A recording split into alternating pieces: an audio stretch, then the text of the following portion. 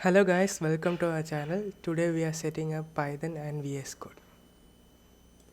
First, we are gonna search PowerShell in the search bar and open the PowerShell and type Python. This will take us right to the Python inside the Microsoft Store and install Python. After that, we have to type VS Code.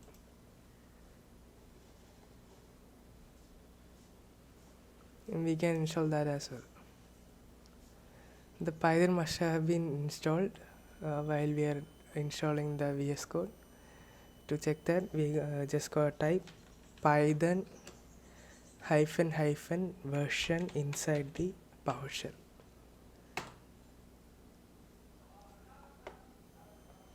Wait a minute, it must have not been installed.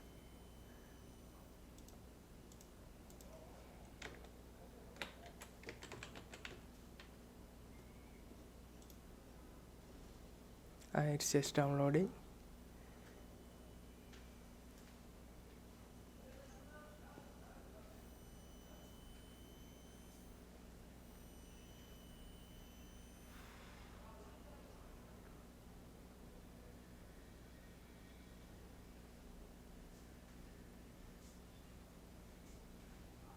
After it is downloaded, we can check if it's installed by typing in Python version. As you can see, the latest version has been installed. After that, we have to set up VS Code, which is an IDE.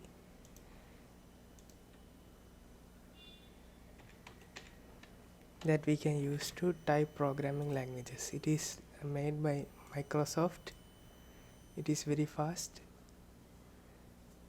We gotta go into this extensions and type in Python. Already some of the extensions have been installed. As we have Python, it has detected that we have installed Python. We have to install some other extensions as well, like colorizer.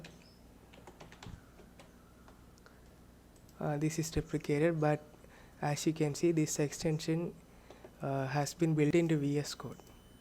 We have to enable it, set it to true.